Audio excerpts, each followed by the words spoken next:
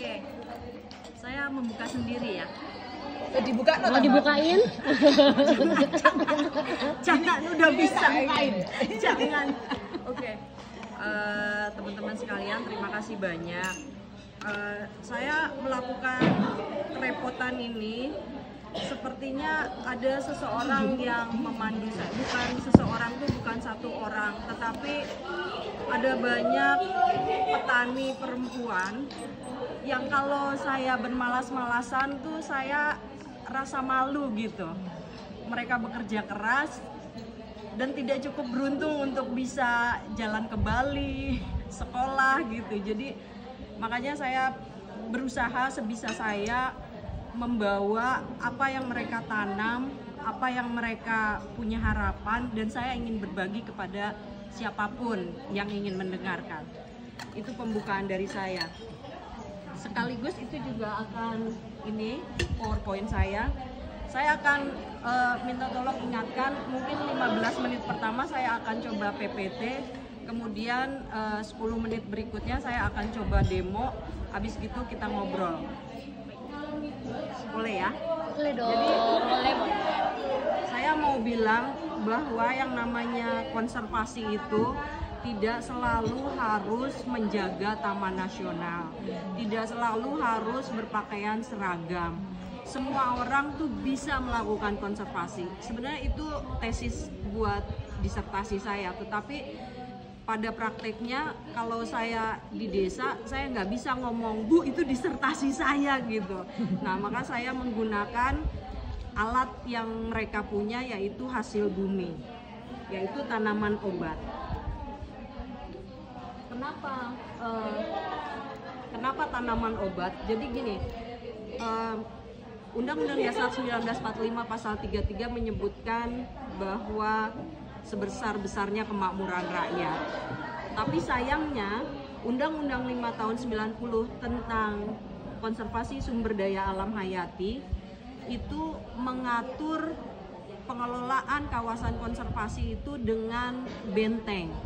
Jadi ada namanya KSA dan KPA, kawasan sistem saya jadi lupa, maaf. Bener-bener mbaknya belajar juga. Kawasan suaka alam dan kawasan kayaknya apa? Pelestarian alam. Misalnya kayak Taman Nasional, Taman Guru, Cagar Alam gitu. Tapi intinya adalah kawasan ini dibentengin dan manusia dikeluarkan. Manusia bukan bagian dari konservasi. Nah itu kita terinspirasi, Indonesia terinspirasi itu dari pembentukan Taman Nasional pertama di dunia, Yellowstone, Amerika. Jadi kiblatnya kita tuh konservasi di Amerika, di mana manusia dikeluarkan. Nah, saya melihat di tempat saya penelitian sekarang di Daya Luhur, manusia itu bagian dari konservasi.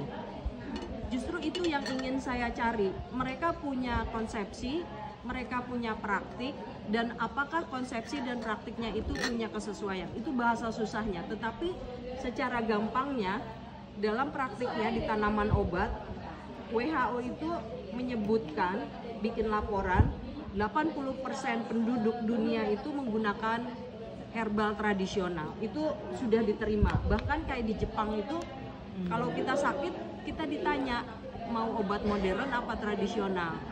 Udah sampai segitunya karena mereka sudah bisa mengapresiasi bahwa herbal juga punya khasiat, bahwa kemudian cara kerjanya berbeda, itu hal lain gitu. Nah, statistik juga mengatakan 20% penduduk negara maju itu menggunakan obat sebagai tumbuhan sumber obat-obatannya. Sedangkan di Indonesia udah ratusan tahun kita sakit perut, masuk angin, jahe ditumbuk gitu loh, minum gitu. Kita udah melakukan itu. Nah, tapi kemudian sekarang kita lebih memilih ke warung beli obat, Praktis ya. Praktis, apapun alasannya, tetapi itu merubah. Apa konsekuensinya terhadap sumber daya alam? Ketika kita tidak lagi mempraktekkan punya tanaman obat di halaman rumah kita, maka kita tidak akan melestarikan itu. Itu konsekuensinya. Dan kita akan menjadi buruh karena kita harus selalu bekerja mencari uang untuk bisa membeli obat. Padahal kita tuh punya obat-obatan itu, coba cek ya, ada banyak obat yang herbal yang impor lah terutama, itu mengandung tuh moringa. Moringa tuh kelor, dan kita punya banyak gitu. Tetapi apa yang terjadi dengan kita? Kita dibilang jangan makan kelor karena susuk akan lepas atau kesaktian akan luntur atau apapun. Buat mandiin orang mati. Buat mandiin orang mati, pamali gitu. Tapi sebetulnya dalam sejarah kita bisa mengatakan ada masa di mana entah penjajah atau siapapun dia membuat isu agar bangsa kita ini tidak sehat. Makanya dijauhkan dengan makanan-makanan yang baik. Padahal FAO itu sudah mengatakan dalam studinya bahwa kelor itu superfood, makanan yang vitamin nutrisinya paling lengkap. Jadi kan sangat aneh gitu kalau kita kemudian tidak mengkonsumsi kelor. Nah, kalau ini yang sisi kiri, ini saya menjadikan angka statistik, mengisi kerangka strategi sekaligus buat apa namanya pitch nanti malam. Jadi di dunia ini ada 40.000, 30.000 ada di Indonesia, 1.000 punya diketahui, baru 1.000 loh teridentifikasi punya tanaman obat, tetapi yang diekstrak tuh baru 200. Dari 200 pun itu tuh yang mendapat keuntungan tuh bukannya petani loh. Hampir bisa dibilang ya, petani yang saya temuin di Daya Luhur itu, ibu, bapak pernah nggak nyoba nyeduh kapulaga tuh banyak banget di sana? Belum pernah. Pala, nggak enak, bau. Jadi semua yang bagus-bagus tidak dinikmati, tetapi dijual. Uangnya buat beli obat warung. Kayak gitu, kan ironis sekali. Kenapa nggak kita nikmati saja? Karena si herbal itu dia punya ada ini yang saya pahami, fitofarmaka ya, obat-obatan herbal itu dia punya fungsi sebagai imunomodulator, jadi menahan agar imun kita tetap. Yang kedua berikutnya adalah antioksidan, anti asma, anti aritmia, anti fungsi, kardiotonik. Kalau Google-nya kurang lebih antioksidan, mengeluarkan detox. Banyak sekali kita terpapar polusi, dia mampu mengeluarkan. Makanya kalau rutin minum telang akan pipis terus karena dia membantu ngebuang kayak gitu. Anti asma dengan pernafasan, terus anti aritmia itu dengan kerja jantung kayak gitu. Nah, tapi sekali lagi saya tidak mendalami farmakologinya. Saya bukan dukun. Jadi kalau ditanya ini obat apa gitu, saya jawab nggak tahu gitu. Karena buat saya poinnya adalah dulu nenek saya, nenek kita semua masuk angin makan jahe. Tapi kenapa kalau kita sekarang beli, minta maaf menyebut, just juice misalnya ke warung, apa kita nanya khasiatnya? Ini khasiatnya apa gitu? Kan nggak fair banget nggak sih? Iya lagi. Kan Gen Z. Iya nggak sih begitu loh? Itu nggak fair banget gitu loh. Coba saya ya cerita kayak gini ya. Ini campur-campur gitu, saya akan ditanya khasiatnya apa? Jawaban saya obat haus. Udah pasti nomor 1, tidak bisa tertandingi obat haus. Bahwa khasiatnya yang lain, please, ayo mari kita belajar bareng-bareng, baca. Maksudnya bareng-bareng tuh misalnya yang sekolah di farmasi, yang ahli nutrisi, yang ahli skincare, yang ahli apa lagi, ayo gitu loh. Saya di desa, saya menemukan petani, mereka menanam memanen hasil panennya, tidak menikmati hasilnya sama sekali. Padahal ini adalah devisa besar. Kita mengekspor, kita negara agraris, begitu bangganya, dan kita pernah dijajah gara-gara rempah-rempah. Habis itu kita sendiri sekarang menjerumuskan kita sendiri, seakan-akan jajah kami dong gitu. Dengan apa? Sebenarnya sudah terjajah. Buktinya apa? Kita menanam udah tahu di depan mata nih, semua bagus-bagus barang-barang ini, nggak ada yang make gitu loh. Sesili itu tuh posisi saya, semangat, passionate saya. Oke. Presentasi kurang 5 menit. Udah, tinggal 5 menit lagi. Kurang 5 menit. Kan tadi 15 menit untuk presentasi. Siap-siap. 5 menit terakhir saya akan bercerita soal ini adalah daya luhur yang kotak merah itu. Jadi daya luhur itu posisinya di Jawa Tengah, Kabupaten Cilacap, di Jawa Tengah, berbatasan dengan Jawa Barat, Ciamis, Banjar, Kuningan di utara. Nah itu yang merah ya. Ini 14 desa tempat saya bekerja. Ini adalah leaflet yang saya coba buat. Produk-produknya saya mau langsung bercerita saja. Ini adalah kelor, boleh diedarkan. Ini adalah bunga rosella. Ini kelor, ini serai wangi. Ini bunga telang. Ini kapulaga. Ini ada yang bisa nebak nggak ini apa? Pala. Ini bunga. Oh ya. Yang di luar bijinya, terus di luar bijinya. Kan ini biji Ari, terus lapisan ari. bijinya. Arinya Nah, itu pala. dia. Namanya fuli. Uli. Bahasa Indonesianya fuli. Ya. Oh, ini bisa di Bilangnya ari pala. Ari pala. Oke. Ini apa? Ini boleh dibuka Kak. Boleh, boleh. Boleh dibuka, dicium-cium, Dibuka. di Ini rasa-rasa. Boleh, boleh. Ini wangi sih. Itu wangi fuli. Nah, kemudian di sana juga banyak sekali aren, pohon aren. Ini serai kan Mbak? Serai. Oke. Serai. Serai wangi tapi itu. Oh ini serai wangi. Iya. Ini bukan serai biasa. Bukan serai masak.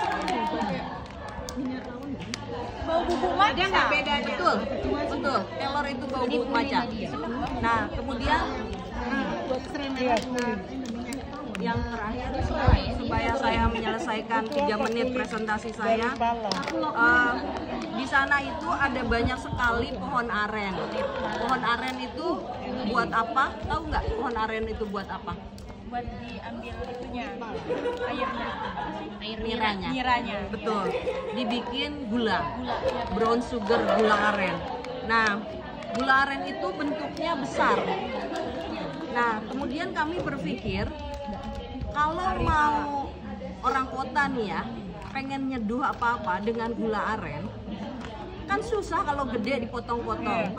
Akhirnya kami datang dengan ide membuat gula aren yang ukurannya kecil. Oh maaf, agak meleleh, segede begini. Apa itu? Gula aren. Iya. Iya, jadi kalau mau makan tinggal cemplung, ambil satu. Boleh dilihat-lihat. Ini Boleh dicemilin, kemasannya Kak? boleh. Ini kemasan yang lain dibungkus dengan Di dalam situ nih. isinya banyak Kak. Kalau Nes yang Ini ada berapa ya? 10 kalau nggak salah. Nah, kemudian ini kenapa saya membawa ini? Ular ini kan Ini adalah kluwek. aku udah tebak. Kluwek Digambar itu di dalam kotak. rawon ya, orang taunya rawon. Tetapi sebetulnya di sana itu ada banyak mata air karena kan desa gunung. Nah, kalau kita tidak memberi perhatian kepada kluwek, maka pohon-pohonnya itu ditebangin. Padahal kalau pohon ditebang dan diganti oleh tanaman yang lain yang semusim, sangat merusak ekosistem. Nah, kami masih belum tahu bagaimana kluwek ini apa dibuat serbuk, apa belum sampai. Tetapi saya hanya mau bilang kluwek punya peranan yang penting dalam ekosistem. Tanya boleh nggak? Tahan dulu. Tahan supaya kita udah janjian tadi 15 dan 10 dan yang terakhir adalah oyek. Oyek di sana banyak singkong, orang udah jarang makan oyek karena dia pikir oyek untuk orang yang miskin. Padahal kita tahu indeks glikemiknya rendah Dan kalau orang yang punya diabetes biasanya akan mencari ini. Hal yang lain adalah aku udah menceritakan, kamu nanya ini apa sih? Ini oyek. Ini adalah oyek, singkong. Yang lain adalah garam bakar. Jadi garam itu krosok yang ukurannya besar dibakar sehingga dia menjadi halus. Dan kemudian kami campur dengan kelor sehingga garamnya menjadi warna hijau. Kemudian itu adalah fortifikasi. 5 menit ya? Udah 15 menit? Udah. Oh, pas. Oke, sekarang mari kita bermain dengan, maaf, satu lagi terakhir. Di sana banyak kelapa. Jadi dan beberapa ibu-ibu saya temui bisa membuat minyak kelapa, minyak lentik. Tetapi mereka tidak bisa membuat VCO. Jadi kami mengajari bagaimana membuat VCO. Sebening ini VCO-nya. Kemudian di sana ada banyak tempat penyulingan. Jadi minyak atsiri seperti yang kita lihat kemarin, minyak atsiri, cengkeh, pala, nilam, di sana banyak. Jadi kalau ibu-ibu tertarik, kakak teman-teman tertarik, saya bisa mendapatkan dengan harga petani. Kami mengajak ibu-ibu untuk membuat minyak urut sendiri dari VCO dan minyak atsiri. Sama seperti kemarin kita membuat lilin, maka kita campur-campur sesuai selera. Kalau ingin panas, ya kita tambahkan minyak cengkeh lebih banyak. Begitu saja, sesederhana itu. Boleh dicoba-coba, dibuka ini, ngerasain sendiri. VCO-nya sih Atsiri itu cengkeh. Atsiri itu apa? Jenis apa? Ada 2 jenis minyak. Ini udah mulai masuk ke pertanyaan ya. Sorry. Yang sekali pembicara kita hari ini. Mau pertanyaan atau mau 10 menit berikutnya nih? Ya lanjutkan saja dulu Bu. Lanjutkan dulu ya. Ya. Tahan ya. Tahan. Oke. Saya mau kamu bantu saya. Mau. Oke. Ini Asisten. kita coba bermain-main dengan warna. Ini adalah bunga telang yang saya rebus tadi malam dan saya dinginkan. Coba tuangkan sedikit saja, jangan banyak-banyak ya. Ya terus lah. 10 mili naik lagi. Oke, sip. Sudah pernah lihat magic tea mungkin? Yang berubah warna? Lihat yang berubah warna.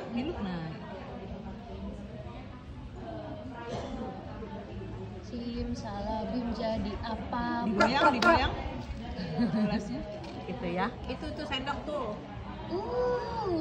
Oke, ini satu. Dia menjadi merah. Oke. Kita Baik. ini telang dengan jeruk. Oke. Sekarang kita coba telang dengan Bunga telang lagi ya Ibu. ya. Kita coba rosella. Sudah Karita? Sudah. Ada back soundnya biasanya. Ini komposisi itu 50-50 ya? sama. Apa udah sirup gitu ya? Rosellanya mana? Enggak, maksudnya itu udah sirup ini rosella. Bukan. Ini Rebusan aja. ini direbus. Ini saya rebus. Nah, terus air rebusannya dimasukin Air ke situ. rebusannya ini. Kalau kita tambahin zat lain, ngaruh nggak? Misalnya gula. Nanti teman-teman akan saya persilahkan untuk mencicipi langsung. Sekarang kita coba-coba dulu supaya Katam lihat perubahan warnanya. Saya taruh di sini ya. Maaf, Ini itu rosella. rebusnya nggak dikasih apa-apa ya Mbak? Cuma rosella doang, sama air doang. Betul. Oke. Rosella doang. Sekarang kita coba kapulaga yang saya rebus, hanya kapulaga doang. Ya. Telang juga. Oh masih telang. Ya, jadi kita mau mengkawinkan. Telang dengan yang lain. Betul, telang plain. Ini kapulaga kita lihat perubahannya, tidak banyak berubah ya.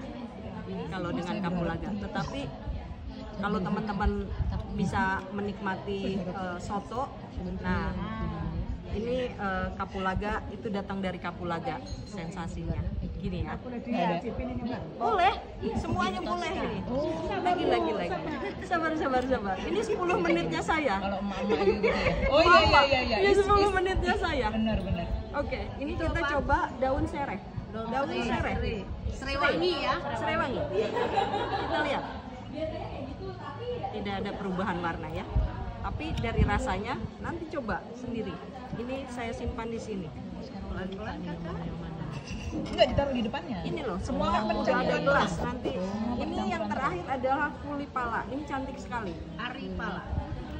Apa? Aripala. Aripala. Kulit. Beda dia, Aripala. Oke, kita campurkan. Ada sedikit perubahan warna karena memang Lebih pekat. asam, Lebih seperti pertama. agak sedikit. Apa? Apa? Ini seperti pertamax kata Kak Mino. Sama. Apa? Warna pertama. Warna pertama. Mbak. Nah, yang terakhir ini adalah wedang martani. Kami mencoba memadu-madankan rempah ini dan kami kemas. Sayangnya masih dibungkus plastik. Kami belum tahu cara yang lebih baik. Makanya saya nggak bawa kemarin. Aduh, daripada dimarahin, gue nggak usah deh dulu. Tapi poinnya adalah wedang martani itu tadinya ada wedang uwuh ya. Nah, si wedang uwuh, kayu uwuhnya itu kami ganti pakai bunga telang. Sekarang kan banyak tuh wedang martani atau telang warna atau apa gitu. Nah, saya ingin mengatakan bahwa biodiversitas yang tadinya tidak ada harganya, telang yang tumbuh di sawah nggak ada poinnya, ketika kita pergunakan dan kita tahu ada manfaatnya, bisa punya nilai, bisa diperjualbelikan dan kita bisa mendapatkan manfaatnya. Lanjut. Yang terakhir adalah kita terakhir ini kita tutup dulu biar mereka nanti mencoba. Yang terakhir adalah saya pengen, ini adalah kelor yang saya seduh. Dikasih air panas, kelor, serbuk kelor saya kasih air panas. Ini susu tadi pagi ngambil di Pasarapan. Saya mau shaking dengan kelor.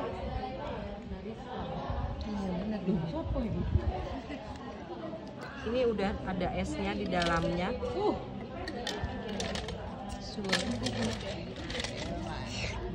Nah, ini kami ciptakan karena maaf ya, bersemangat dulu.